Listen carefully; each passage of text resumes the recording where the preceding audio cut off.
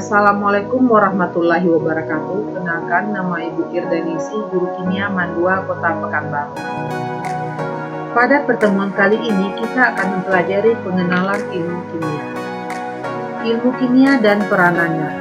Dari pengenalan ilmu kimia akan kita pelajari materi, kemudian metode ilmiah. Ilmu kimia menurut asal katanya berasal dari bahasa Arab yaitu kimia, artinya perubahan zat. Ilmu yang mempelajari struktur dan sifat materi atau zat, perubahan materi atau zat, dan energi yang menyertai perubahan tersebut. Manfaat mempelajari ilmu kimia ini akan memberikan pemahaman terhadap alam sekitar serta proses yang terjadi di alam sekitar. Contohnya besi berkarat, kemudian produk yang bermanfaat yang banyak kita gunakan dalam kehidupan sehari-hari seperti pada kosmetik, kemudian dalam membersihkan rumah atau membersihkan pakaian kita. Berikut bahan kimia juga ada yang berbahaya bagi tubuh bila salah dalam penggunaannya. Seperti masih kita amati banyak para pedagang nakal yang masih menggunakan formalin untuk mengawet tahu atau menggunakan borak sebagai bahan pembuat bakso atau pelembut dalam pembuatan bakso. Kemudian ada dua bahan kimia yang memberikan atau yang menimbulkan masalah dalam kehidupan sehari-hari bila salah dalam penggunaannya. Ilmu kimia mempunyai peranan dalam bidang kedokteran, farmasi, pertanian, biologi, seni, dan kriminologi. Dalam bidang kedokteran, ilmu kimia bisa digunakan untuk mendiagnosis penyakit. Kemudian dalam bidang farmasi, ilmu kimia digunakan dalam membuat obat-obatan. Dalam bidang pertanian, ilmu kimia digunakan dalam membuat pupuk, kemudian dalam membasmi hama pertanian. Dalam bidang biologi, ilmu kimia digunakan dalam metabolisme atau dalam respirasi atau dalam katabolisme. Dalam bidang seni misalnya, ilmu kimia digunakan dalam membuat cat. Dalam bidang kriminologi, digunakan untuk mendiagnosis apakah seseorang penderita narkoba ini bisa dicek tes urinnya. Dari hasil tes urin bisa disimpulkan bahwa orang tersebut pencandu narkoba atau menggunakan narkoba. Nah, bahan yang digunakan untuk mentes urin itu adalah bahan kimia. Metode ilmiah. Penelitian sistematis bertujuan untuk membentuk ilmu pengetahuan, baik ilmu pengetahuan sosial maupun ilmu pengetahuan alam. Skema dari metode ilmiah bisa kita lihat pada slide ini, di mana dimulai dari pengamatan, kemudian dari hasil pengamatan kita mengolah data pengamatan tersebut. Nah, kemudian kita membuat atau menarik kesimpulan sementara dari informasi-informasi yang kita peroleh. Kemudian kita merancang suatu penelitian, akhirnya kita bisa menyusun atau menarik suatu kesimpulan. Untuk membuktikan bahan-bahan kimia atau terjadi reaksi kimia, kita bisa melakukannya di laboratorium kimia. Nah, orang yang melaksanakan eksperimen itu disebut dengan praktikan. Nah, praktikan akan menggunakan alat-alat laboratorium kimia, kemudian bahan-bahan kimia. Nah, di sini bisa kita lihat beberapa alat laboratorium kimia. Ada labu ukur, ada gelas ukur, ada area Meyer, ada statif, dan lain sebagainya. Kemudian, dalam menggunakan bahan-bahan kimia, kita harus mengetahui juga apa karakteristik dari bahan kimia tersebut. Apakah bahan tersebut radioaktif, atau menimbulkan korosi, atau bersifat racun, atau iritasi. Ini bisa kita lihat dari simbol-simbol dari bahan-bahan kimia tersebut.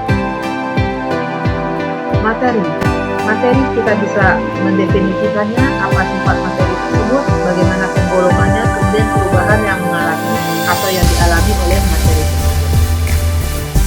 Apa kira-kira yang dimaksud dengan materi? Materi adalah segala sesuatu yang memiliki massa dan menempati ruang. Buku, apakah dia materi? Ya, buku memiliki massa dan menempati ruang. Atau uang? Uang merupakan suatu materi karena dia punya massa. Awan juga materi walaupun dia ringan, dia juga memiliki massa dan menempati ruang. Sifat-sifat materi meliputi sifat fisika, sifat kimia, sifat intensif dan sifat ekstensif. Sifat fisika ini berhubungan dengan keadaan fisis dari materi tersebut. Contohnya titik lelehnya, titik didihnya, massa jenisnya. Masing-masing materi berbeda dalam titik leleh, titik didih, dan massa jenisnya. Contohnya alkohol. Alkohol berbeda titik lelehnya dengan aseton. Kemudian sifat kimia itu perubahan materi menjadi materi lain. Contohnya mudah berkarat, mudah terbakar, kemudian reaktivitasnya. Sifat intensif ini bergantung kepada jumlah zat tersebut, masanya, volumenya. Misalnya satu bongkah batu dengan satu biji batu ini akan berbeda masanya atau volumenya. Kemudian sifat ekstensif ini sifat yang tidak tergantung pada jumlahnya. Contohnya warnanya, massa jenisnya.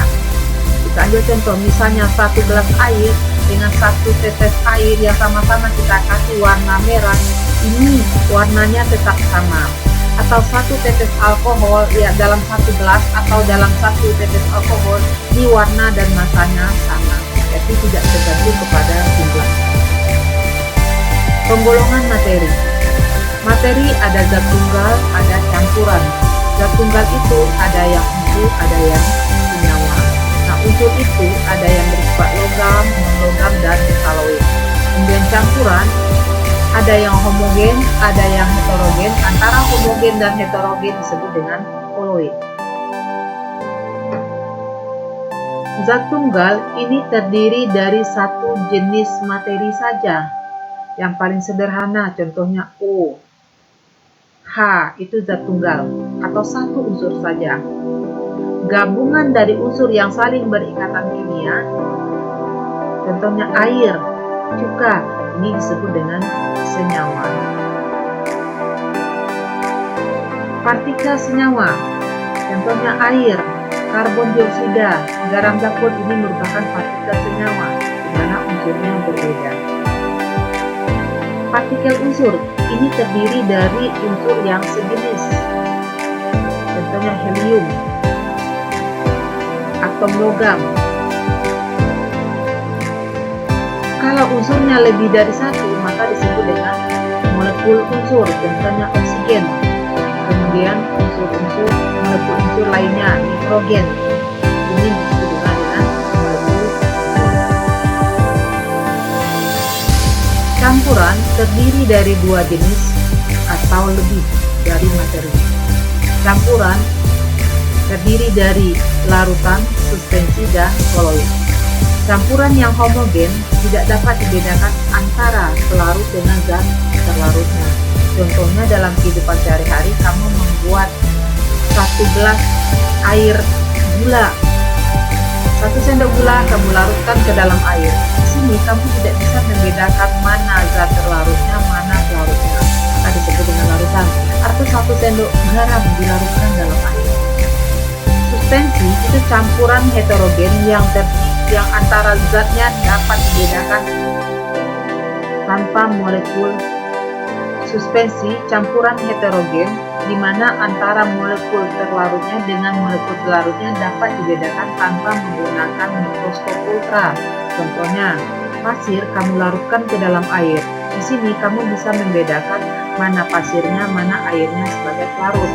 Kemudian koloid, campuran yang keadaannya antara larutan dan suspensi. Contohnya, kamu melarutkan 1 sendok susu ke dalam air, maka kamu tidak bisa membedakan mana yang zat terlarutnya, mana pelarutnya. Nah, ini bisa dibedakan dengan mikroskop ultra. Perubahan fisika, perubahan yang tidak menghasilkan materi yang baru. Contohnya perubahan wujud pelarutan. Misalnya, es mencair atau gula dilarutkan dalam air. Perubahan kimia, perubahan yang menghasilkan materi yang baru. Contohnya penyemprotan pada apel. Kalau kamu memotong apel, kamu biarkan kira-kira 2 menit atau 10 menit, maka terdapat warna coklat pada apel. Itu bisa jadi suatu perubahan kimia. Atau kembang api. Contoh lain misalnya membakar kertas, itu juga termasuk perubahan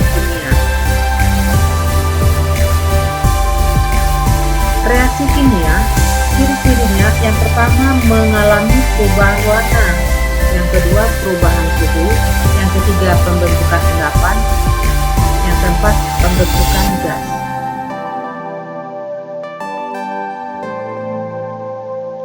Sampai di sini pertemuan kali ini kita sudahi dengan Assalamualaikum warahmatullahi wabarakatuh.